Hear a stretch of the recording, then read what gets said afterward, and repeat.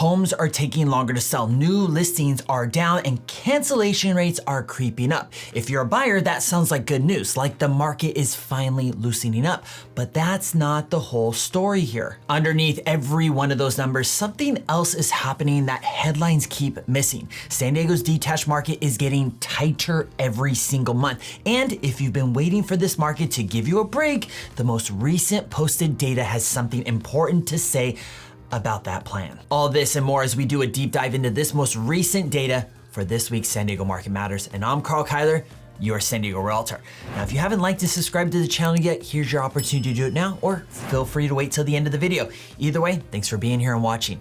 Now, let's jump into this data. Let's start with new listings. These are all the homes that came to market in the month of March. In March, detached new listings came in at 1,833 homes, and that's down 14.3% year over year. And before we move on, I want to give you the full context on that number. Detached new listings have been negative year over year all the way back to August of 2025. There was one exception, October. October produced a brief positive print, and then that trend went right back to negative. That wasn't a comeback. That was a 1 month outlier, instead a clear sustained pullback.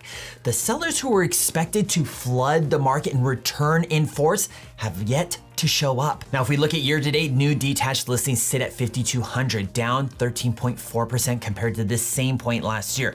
That's a meaningful decline in seller participation. Now, if you're a buyer, fewer new homes means fewer options to choose from than you had at this same point last year. That translates into more competition on homes that do come to the market, less room to negotiate, and a shorter window to make decisions before someone else moves. If you're a seller, it means you're entering a market with less competition from other sellers. Fewer sellers means more pricing power for the ones who do list, and the data backs that up. Now, the attached side deserves a closer look because something is starting to develop here. Attached new listings, these are your condos and townhomes. They came in at 1,370 in March. That's down 0.4% year over year. The number barely registers as a decline on its own, but here's what matters. February was also negative for attached listings, down 0.5% year over year. That's 2 consecutive months of year over year declines for condos and townhomes. This is early, and I'm not ready to call it a confirmed trend yet, but it is a pattern worth watching closely. If attached listings follow the same path detached did starting last August, we'll be talking about a fundamentally different supply picture for condos and townhomes by this summer. Now, year to date, attached new listings are still in positive territory, 3,879, up 1%. The annual number hasn't rolled over yet. Attached has been the one segment where buyers still have a little bit more breathing room and a few more options, but we want to keep a close eye on whether that starts to change near summer. Moving on, let's look at active inventory. This is the total number of homes available for purchase at the end of March. This includes everything that didn't sell in prior months that carried over, plus the new listings that came to market. Think of it like a shelf. New listings are what gets added each month, and inventory is what's left on the shelf. At the end of March, active detached inventory stood at 2,513 homes countywide, down 21.5% year over year. On the attached side, inventory came in at 2,369 homes, up 3.2% year over year. That divergence between the two segments is the key distinction in this market right now. Detached inventory peaked last summer with over 4,000 homes in the month of June and has been contracting hard ever since. That's nearly a 40% decline in 9 months. Attached inventory, meanwhile, is still sitting marginally above where it was last year, which is why buyers in that segment still have more options and just a little bit more negotiating room. Now let's layer in months of supply. This is the number of months it would take to sell every current home on the market if no new listings came in and sales continued at their current pace. It's the clearest single indicator of whether buyers or sellers have the upper hand. In March, month of supply for detached homes came in at 2 months, down 23.1% year over year. Attached, it's 3.4 months, essentially flat. year over year. Here's the benchmark that matters. A balanced market where neither buyers or sellers have a structural advantage usually sits between 4 and 6 months of supply. Below that, sellers have the upper hand. At 2 months on the detached side, we're not in a balanced market. We are in a seller's market. At 3.4 months, attached is still leaning towards sellers, though the dynamic is closer to balance than the detached side. Buyers in the condo and townhome space have more room to negotiate on price, ask for concessions, and to take their time with inspections than their counterparts shopping for a single family home.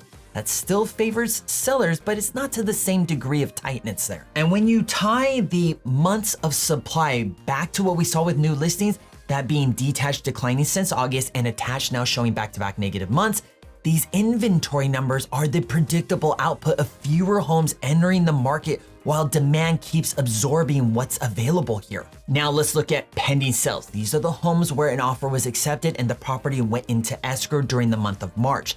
This is the demand signal. It tells us not how buyers feel, but what they're doing with the actual homes in front of them. In March, detached pending sales came in at 1,392, up 0.3% year over year. That is the 4th consecutive month of positive year-over-year growth for detached pendings going back to December. Okay, now hold that and go back to what we covered in new listings. Detached new listings negative month over month since August. Detached pendings positive month over month since December. Buyers are going under contract. Fewer homes are coming to market to replace them. Inventory is contracting. This is a supply squeeze happening in slow motion right in front of our faces. Here's the forward-looking call I want to make because I think it's the most important thing in this entire video. If this trend continues, pending staying steady or rising while new listings are falling, and mortgage rates drop even half a point from where they sit today, the buyer pool expands pretty significantly. A lot of buyers are on the sidelines right now because of affordability. A rate move brings them back into the game. And when buyers re-enter a market with only 2 months of detached supply, that's a match and a gas can in the same freaking room. Prices at that point don't soften, they move up, or at the very minimum, they sustain. Buyers who are waiting on the market for it to break in their favor need to understand what that setup looks like. Now, on the attached side, pending sales came in at 778 in March. That's up 3% year over year. This is worth pausing on because it's different from what we experienced in Q1 of 2025 when attached pendings were running negative. Buyers are showing up and showing up with appetite for condos and townhomes this spring. And when you pair that with 2 consecutive months of declining attached new listings, which we covered earlier, you start to see the same supply dynamic developing that the attached market has been dealing with for months. You know, it's early to say, but hard to deny. The direction is clearly there. Year-to-date detached pendings are at 3,677, up 1%. Attached are at 2,166, up 5.1%. Both sides of this market are absorbing homes at a pace that the new listing side is struggling to match. Naturally, what follows pendings are closed sales. This is a count of all the transactions that made it all the way to the closing table in the month of March. In March, detached closings came in at 1,216 homes, up 5.2% year over year. On the attached side, closings were at 738, up 9.7% year over year. Those are 2 very strong numbers on their own, but here's what makes them more meaningful. In February, 1,200 detached homes went into escrow. In March, 1,216 detached homes closed. Nearly every one of those escrows made it to the finish line, and then some. Crossing over the attached side, 751 homes went into escrow in February, and in March, 738 closed. Some escrows run longer than 30 days, so the numbers aren't gonna match up perfectly. A few of March closings opened escrow in February or earlier, but the correlation here is striking, and that's what you wanna pay attention to. Deals are opening and closing at a high rate in San Diego right now.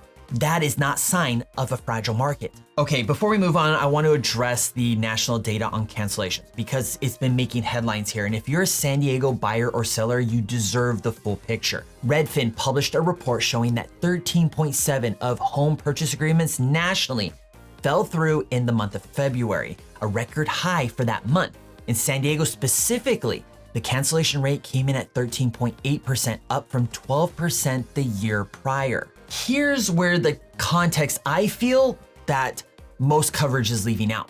The markets posting the worst cancellation rates, Tampa and San Antonio near 18%, are places where there is roughly twice as many sellers as there are buyers.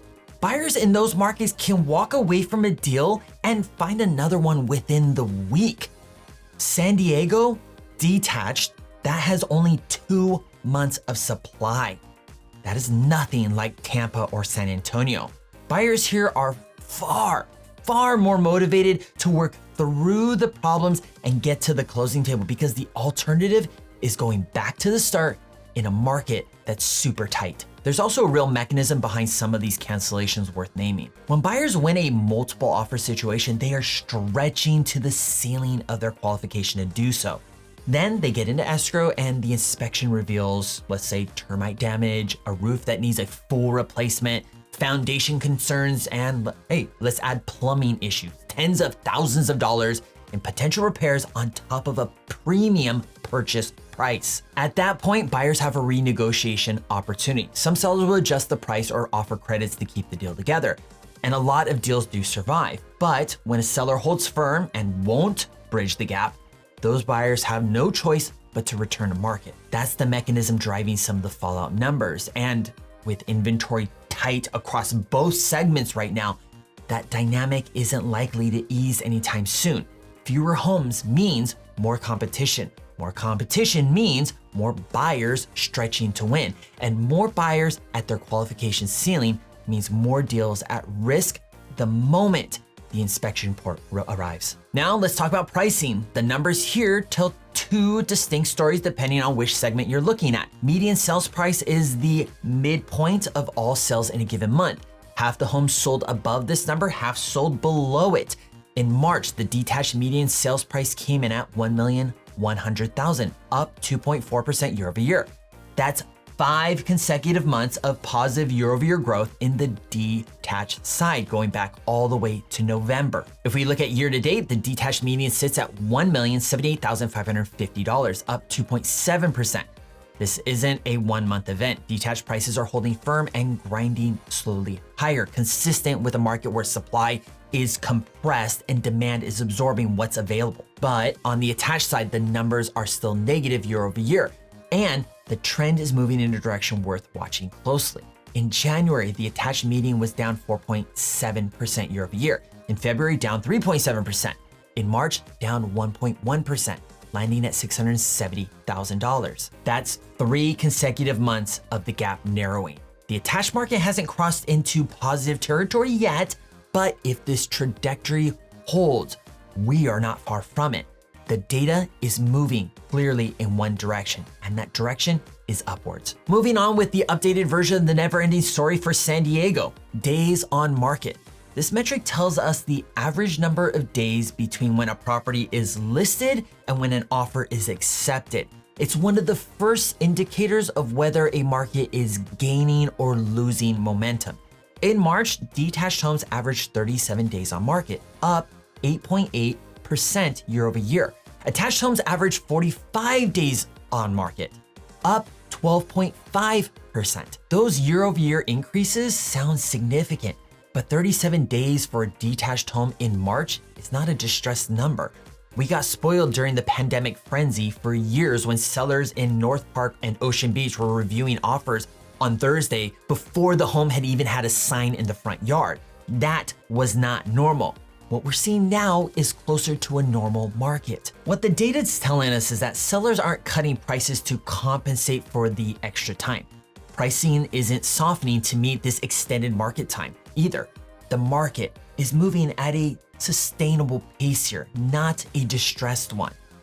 Or, you want to put in other words, it's normalizing. All right, now let's zoom out and look at the total market. This is the combined detached plus attached picture. Gives us the full county-wide scoreboard for everything that we walked through so far. In March, total new listings across both segments came in just over 3,200 homes, down about 9% year over year. At the same time, 2,170 homes went pending, up 1.3%, and almost 2,000 homes closed, up 6.8%. So the headline story in one sentence: fewer homes came to market, more buyers showed up and more deals closed than a year ago. The blended median sales price came in at $915,000, up almost 1% year over year. And year to date, the blended median sales price is sitting at exactly $900,000, flat compared to this point in 2025. Prices are holding, they're not surging, but they're also not sliding. That's what a constrained market with an affordability ceiling looks like. Moving on, total active inventory countywide at the end of March stood at 4,882 homes, down 11.2% year over year, with 2.5 months of supply, down 13.8% year over year. And one more number worth noting, sellers received 98.6% of their original list price in March, identical to a year ago.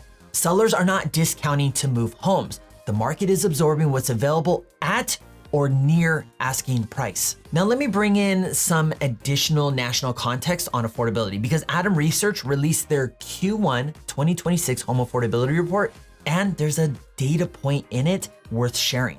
San Diego County residents are spending 65.7% of their wages on housing costs, one of the highest ratios in the country.